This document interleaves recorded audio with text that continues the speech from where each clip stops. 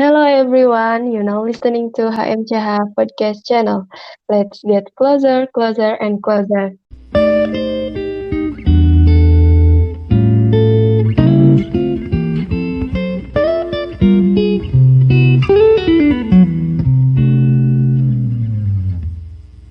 How are you guys? Apa kabar? I hope everything is great. Selamat datang di episode ketiga HMCH Podcast Badan Eksekutif Mahasiswa Himpunan Mahasiswa Sifik Hukum bersama aku Saida Afifah Mutmainah. Nah teman-teman, malam ini aku nggak sendirian loh. Di sini aku udah ditemenin sama bintang tamu yang sangat luar biasa, yang tentunya merupakan salah satu pengurus dari BEM HMCH. Ayo, kira-kira siapa nih? Oke teman-teman, langsung aja kita sapa dulu ya. Halo Kang. Ya, halo Saida. Gimana kabarnya Saida? Alhamdulillah baik Kang. Kang gimana kabarnya? Alhamdulillah juga luar biasa seperti itu. As usual seperti itu. Alhamdulillah. Boleh dong Kang perkenalan dulu biar teman-teman yang lainnya bisa lebih dekat sama Kang. Ya, boleh perkenalkan, nama saya Diksinka Pradana. Saat ini saya diamanahi sebagai Ketua Bidang Pengembangan Sumber Daya Organisasi, atau kalau mungkin di HMCH sejak dulu gitu, nyebutnya sebagai bidang 1 gitu. Dan kalau dari saya sendiri itu angkatan 2019, dan kalau mungkin dari sisi pribadi gitu ya, saya dari Magelang, Jawa Tengah, dan tentu aja istilahnya berbicara bidang 1 juga ada jargonnya seperti itu ya. Jadi jargonnya bidang 1 itu atau bidang PS2 itu bergerak berdikari gitu. Ini perlu dijelasin nggak jargonnya apa maksud dari bergerak berdikari gitu, Sagidah? Boleh dong Kang, boleh. Boleh dijelasin. Oh boleh. Biar pada tahu ya. Oh ya, jadi maksud dari bergerak berdikari gitu kan. Kalau bergerak itu kan pasti mungkin udah dipahami sama teman-teman semua gitu. Ya kita harus jadi sosok atau mungkin mahasiswa yang progresif gitu. Dalam arti ini adalah bergerak maju ke depan gitu. Jadi bergerak progresif gitu. Kalau berdikari itu sendiri artinya itu kalau mungkin dipanjangkan seperti itu ya.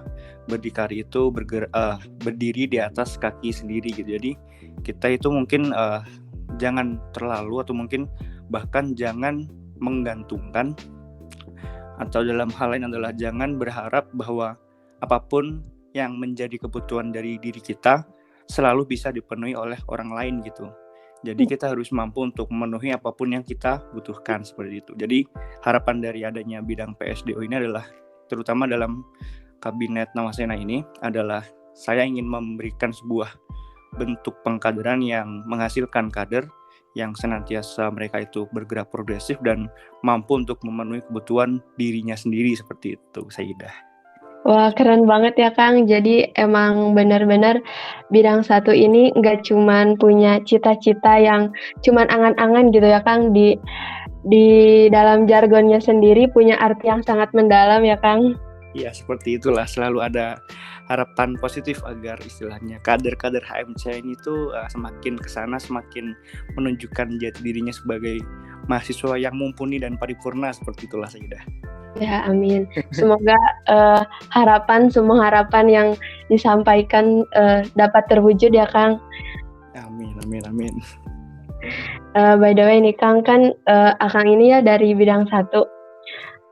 Keren banget ya Kang. Gimana ya, bidang 1 ini terkenal dengan bidang yang sangat hektik. Dari mulai prokernya dari awal menjabat itu sampai sekarang kayaknya gak berhenti-berhenti ya Kang. Terus berjalan. Gitu ya. Betul. Nah ya, kalau dari Akang nih, bagaimana cara Akang buat menjaga kebersamaan dari anggota bidang 1-nya ini sendiri, khususnya di Biro PSDO? Sebenarnya kalau kita bicara organisasi, terdiri dari sekali kepala dan banyak sekali pikiran gitu. Jadi semakin banyak pikiran, semakin banyak orang di dalamnya, akan semakin banyak mungkin bisa dikatakan sebagai harapan-harapan dan keinginan dari masing-masing individu itu terhadap sebuah organisasi itu. Kalau kita bicara di bidang PSDO sendiri, tentu aja orang-orang yang di dalamnya adalah orang-orang yang menginginkan perubahan dalam artian pola regenerasi, kemudian pola untuk perawatan sumber daya organisasi gitu. Nah, untuk merawat adalah kita yang penting mungkin adalah mendengarkan dan juga mengakomodir pikiran, semua harapan dan semua keinginan dari masing-masing kita gitu. Entah itu mungkin nanti kita adakan sebuah rapat koordinasi dan kita dengarkan apa saja harapan dari para anggota, kemudian kita ada ya kan sebagai kalau bicara bicara hal-hal santainya dari bidang PSDO adalah kita mengadakan yang namanya mungkin kayak ya dalam tanda kutip gibah gitulah, gibah antar antar dulu lah, karena juga terus kan kalau misalnya kita ngurusin organisasi tapi kita ya melepaskan sisi manis atau mungkin sisi santainya dari kita gitu. Jadi ya untuk melakukan mungkin untuk menjaga stabilitas dan komunikasi dan koordinasi dari bidang PSDO sendiri, ya yang pertama tadi itu perlu mendengarkan apapun yang diharapkan oleh anggota itu sendiri, dan juga perlu untuk memberikan wadah dan ruang gimana agar harapan-harapan itu tuh selain didengar tapi juga diimplementasikan tuh, entah nanti dalam artian proker atau mungkin dalam artian adalah mungkin rapat-rapat seperti itu. Itu sih saya udah kalau garis besarnya seperti itu. Jadi emang Akang sebagai pimpinan dari bidang satu ini punya cara tersendiri ya Kang buat menjaga kebersamaan dari semua anggotanya. Salah satunya itu dengan gibah dan kayak gitu ya Kang. Yoi, betul sekali. Sama ini mungkin kalau bicara bidang PSDO sendiri kan mungkin dari dulu gitu, dari sejak saya masuk ke UPI gitu, dan ketua bidang satunya itu adalah Teh Winda yang waktu itu mengkader saya, itu kan dikenal tuh bidang PSDO sebagai bidang yang mungkin katakan sebagai bidang yang banyak sekali unsur politiknya, banyak sekali kepentingan-kepentingan yang ada gitu, entah itu dari organisasi-organisasi tertentu atau internal sendiri gitu. Nah, sebenarnya kepentingan atau politik itu tuh adalah hal yang lumrah dan pasti ada gitu, tapi yang paling penting adalah bagaimana kita mampu dan mendengarkan semua kepentingan itu agar yang diperoleh dari dari otak atau mungkin pikiran orang-orang yang PSDO ini menjadi satu sebagai kepentingan bidang PSDO gitu, bukan kepentingan dari luar maupun kepentingan dari dalam, tapi bukan dari bidang PSDO sendiri gitu. Iya, berarti memang bidang satu ini mewadahi semua pikiran-pikiran yang nantinya diharapkan menjadi satu tujuan, begitu ya Kang? Ya, sekali harus seperti itu untuk bidang PSDO mah. Mungkin nih Kang, masuk ke pertanyaan selanjutnya. Kan kemarin ramen ya Kang tentang bela negara, masih sangat hangat gitu. Nah, menurut Akang sendiri bela negara itu sebenarnya apa sih Kang?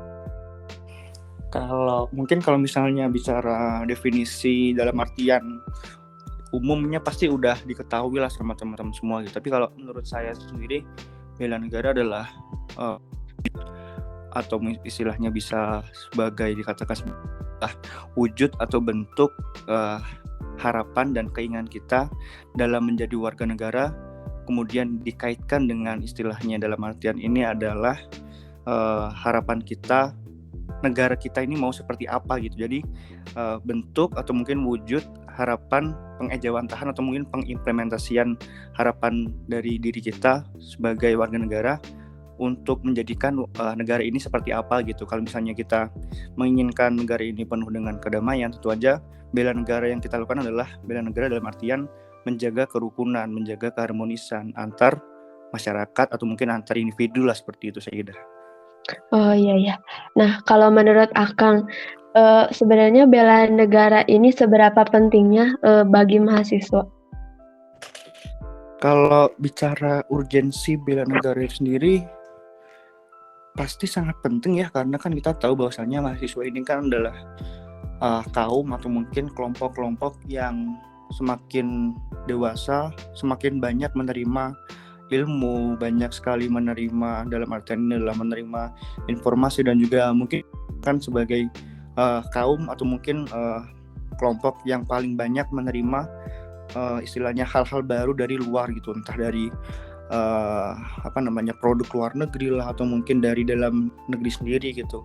Nah, urgensi dari bela negara dalam lingkungan universitas, mungkin lingkungan pendidikan tinggi adalah untuk memberikan sebuah pendidikan atau mungkin bentuk rasa atau mungkin istilahnya paham kepada mahasiswa agar istilahnya kalian itu di Indonesia tentu aja kalian harus memberikan dan memperlihatkan wujud cinta dari diri kalian kepada bangsa yang menjadi tempat kalian lahir gitu. Karena sebenarnya kan semakin kesini kan mahasiswa ini kan banyak sekali tuh, sering ada survei gitu bahwasanya ada beberapa kampus yang terdampak isu radikalisme seperti itu, entah kampus-kampus di Bandung atau mungkin kampus-kampus di Indonesia pada umumnya gitu. Nah, radikalisme itulah yang harus dilakukan dengan adanya pendidikan bela negara di lingkungan kampus seperti itu. Jadi yang paling utama adalah pendidikan bela negara di lingkungan pendidikan tinggi adalah guna untuk melawan semua radikalisme dan pikiran-pikiran yang mungkin bisa dikatakan bertentangan dengan Pancasila, Bhinneka Tunggal Ika, NKRI, dan Konstitusi Undang-Undang Dasar Negara Republik Indonesia tahun 1945 seperti itu, Sayyidah. Berarti memang bela negara itu bisa dikatakan sangat penting ya Kang bagi mahasiswa. Sangat penting lah, mungkin kalau ada skala dari 0 sampai 100 ya 100 lah bisa dikatakan seperti itu. Ya, namun Kang mirisnya nih Kang, banyak sepertinya mahasiswa yang masih gak tahu nih Kang apa itu bela negara. Padahal kan seperti apa yang telah tadi Akang jelaskan bahwa bela negara ini merupakan hal yang sangat penting di lingkungan mahasiswa. Nah, menurut Akang gimana sih cara untuk meningkatkan kesadaran bela negara khususnya untuk mahasiswa? Untuk mungkin cara atau mungkin kiat atau tips lah bisa dikatakan seperti itu. Guna meningkatkan kesadaran bela negara di lingkungan mahasiswa adalah tentu aja sebenarnya dengan kita mengikuti sebuah organisasi yang dimana organisasi itu ada yang namanya pengawasnya seperti dosen pembina atau mungkin istilahnya dikatakan ada anggaran dasar dan anggaran rumah tangganya gitu, yang dimana ADART itu mencakup yang namanya Pancasila, itu bisa dikatakan sebagai bagian dari kita sadar atas bela negara ini sebagai kebutuhan di lingkungan mahasiswa gitu. Yang pertama adalah kita harus, mungkin caranya adalah mengikuti organisasi gitu. Nah, yang kedua, kalau di lingkungan mahasiswa kita bicara perihal akademiknya juga gitu, bukan cuman perihal lingkungan organisasinya gitu. Nah, bagaimana kalau misalnya kita mau meningkatkan kesadaran bela negara tapi melalui ranah akademik, bukan ranah organisasi gitu. Nah, untuk meningkatkan melalui ranah akademik adalah dengan cara kita mampu untuk banyak membaca itu aja ya. Banyak membaca kajian-kajian yang membahas perihal nasionalisme, perihal patriotisme. Kemudian juga membahas perihal sejarah kemerdekaan, apa mungkin bisa dikatakan sebagai sejarah-sejarah bagaimana tokoh pergerakan nasional Indonesia pada zaman kemerdekaan dulu, pra kemerdekaan maupun pasca kemerdekaan itu mempertahankan maupun memperjuangkan kemerdekaan itu. Jadi kalau dari saya tuh mungkin untuk untuk memberikan kiat atau mungkin cara untuk memberikan kesadaran bela negara ini kepada mahasiswa adalah tadi itu dua itu adalah melalui ranah organisasi dan juga ranah akademiknya gitu. Seperti itu, Sayyidah. Oh iya Kang, jadi gak salah ya Kang buat para mahasiswa yang emang menutup dirinya untuk berorganisasi. Kan ada aja ya Kang orang-orang yang emang gak mau berorganisasi, dan itu gak salah gitu, masih ada cara lain untuk tetap ikut serta dalam bela negara, salah satunya dengan banyak membaca, banyak literatur tentang nasionalisme, kemudian sejarah-sejarah Indonesia gitu, dan yang tips yang lainnya juga dari ranah organisasi, karena dengan organisasi ini kita bisa mengimplementasikan ya Kang, dapat dikatakan seperti itu Kang? Ya, benar banget. Tapi juga yang dalam artian ini adalah kita harus memahami gitu organisasi yang kita ingin jadikan sebagai wahana aktualisasi diri gitu. Kalau kita bicara organisasi kan mungkin di kampus ini kan banyak sekali gitu. Jangan sampai kita terjerumus melalui organisasi yang istilahnya juga bisa dikatakan sebagai wadah organisasi yang mungkin bikin kita tidak berkembang, justru malah kita membuat diri kita itu semakin terjerumus dalam hal-hal yang mungkin kalau bicara beberapa tahun terakhir kan ada beberapa organisasi yang mungkin memperkenalkan paham radikalisme, pun juga ada organisasi-organisasi yang mengarah kepada tindakan anarkis, tindakan bisa dikatakan kalau mungkin misalnya dulu tuh ada yang namanya bisa dikatakan saya tuh lupa namanya apa, tapi organisasi itu adalah organisasi yang untuk untuk melakukan tindakan-tindakan yang tidak sesuai dengan norma dan moral yang diajarkan gitu. Jadi ya perlu kita pikirkan gitu, organisasi apa yang ingin kita jadikan sebagai wahana aktualisasi diri kita, seperti itu, Saidah. Jadi harus tetap berhati-hati ya, Kang? Tentu saja, pasti harus berhati-hati gitu. Nah, terus ya Kang, kan salah satu implementasi kegiatan bela negara ini sudah dilaksanakan di Prodi PKN UPI yang bekerja sama dengan bidang Akang, yaitu bidang PSDO. Nah, menurut Akang, sudah relevankah dengan konsep bela negara yang sesungguhnya? Kalau bicara bela negara kemarin yang baru saja dilaksanakan oleh bidang PSDO beberapa hari yang lalu juga sudah itu kan. Kalau bicara relevan atau tidaknya itu tentu aja kami melakukannya sesuai dengan apa yang menjadi panduan kami dalam pelaksanaan kaderisasi, yaitu adalah kurikulum kaderisasi, pun juga ada buku pedoman kaderisasi tingkat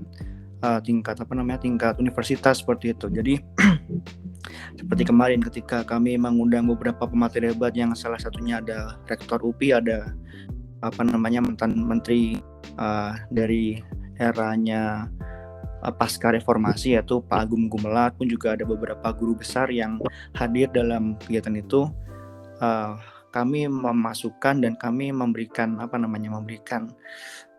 materi-materi kepada mahasiswa baru itu berupa materi yang sesuai dengan apa yang diamanahkan oleh konstitusi, yaitu perihal bela negara, entah itu mengenai sejarah ketahanan nasional, kemudian kepemimpinan altruis, di mana sekarang ini kan altruisme itu sedang marak gitu kan, di mana altruisme ini adalah merupakan lawan dari egoisme, di mana kita harus mengutamakan atau mungkin lebih baik mengutamakan kepentingan orang lain dan orang banyak daripada kepentingan dari diri kita sendiri gitu. Pun juga ada materi perihal bela negara dalam perspektif pendidikan kewarganegaraan gitu, yang sesuai dengan bidang yang kita tekuni sekarang gitu. Jadi kalau bicara relevan tentu aja pasti relevan. Dan kalau misalnya bicara bicara konsep gitu kan, kemarin kan online gitu. Sebenarnya kalau bicara konsep, kalau bicara kaderisasi online gitu, sebenarnya kalau misalnya saya boleh cerita gitu, ya tentu aja itu ada kelemahannya pasti. Tapi untuk regulasi, tentu aja kita melaksanakan regulasi yang sudah sesuai dengan apa yang diamanatkan oleh peraturan rektor, sehingga ya mau gak mau harus ikut peraturan itu. Dan kaderisasinya online pun juga kita harus mampu untuk memikirkan formulasi-formulasi yang harusnya relevan dalam pelaksanaan bela negara online ini gitu kan. Kalau misalnya bela negara offline kan ada di lapangan gitu kan, terus nanti mereka mendapatkan materi dari pihak TNI gitu. Tapi kalau kok kegiatannya online seperti ini, ya kita harus harus mampu memodifikasi materi-materi yang diberikan seperti itu. Dan alhamdulillahnya kemarin sudah kami maksimal untuk perbuat dan lakukan gitu. Meskipun tentu aja pasti apapun yang manusia lakukan pasti ada kekurangan, tapi di balik kekurangan itu pasti sudah ada usaha maksimal yang dilakukan oleh para panitia, seperti itu. Seperti itu, Saidah.